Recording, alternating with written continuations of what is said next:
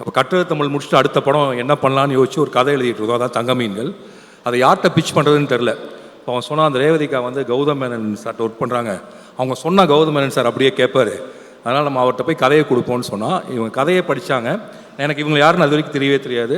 இவங்க தான் கௌதம் சார்ட்ட கூப்பிட்டு போனாங்க. அப்படி தான் தங்க மீன்கள் நடந்துச்சு. அன்னையிலேருந்து தங்க மீன்கள் டீமுக்கும் சரி, எங்கள் மொத்த டீமுக்கும் இவங்க தான் அக்காவாயிட்டாங்க. எனக்கு எப்படி இவங்களுக்கு தங்க மீன்கள் பிடிச்சதுன்னா அது காரணம் வந்து இவங்களுடைய ஒரு ஸ்கூல் நடத்திட்டு இருந்தனால, குழந்தைகளை பற்றி தெரிஞ்சனால இவங்களால் அந்த படத்தை ரெக்கமெண்ட் பண்ண முடிஞ்சது. அதோட முக்கியமாக என்னென்னா தங்க மீன்களுடைய onfield production controller and EB. எனக்கு தெரிஞ்சு தமிழ் சினிமாவின் முதல் எக்ஸிக்யூட்டிவ் ப்ரொடியூசர் ஆன் செட்டுன்னு நினைக்கிறேன். பேட்டா கொடுத்து கண்ட்ரோல் பண்ணி என்ன கொஞ்சம் கண்ட்ரோல் பண்ணி அப்படி படத்தை நடத்தினாங்க. அண்ட் அதுக்கப்புறம் ஒரு ஸ்கிரிப்ட் ரெடி பண்ணாங்க. She was there to direct a film. But அப்போ வந்து அவங்க தன்னுடைய டெடிகேஷனும் கான்சன்ட்ரேஷனும் மறைஞ்சிருமோன்னு சொல்லிட்டு அதை விட்டுட்டு இந்த ஸ்கூலுக்கே போய் அங்கேயே இருந்துட்டாங்க. ஸோ என்ன கேட்டால் அதை நான் பண்ணியிருப்பேனா கண்டிப்பாக பண்ணியிருக்க மாட்டேன்னு நான் நினைக்கிறேன்.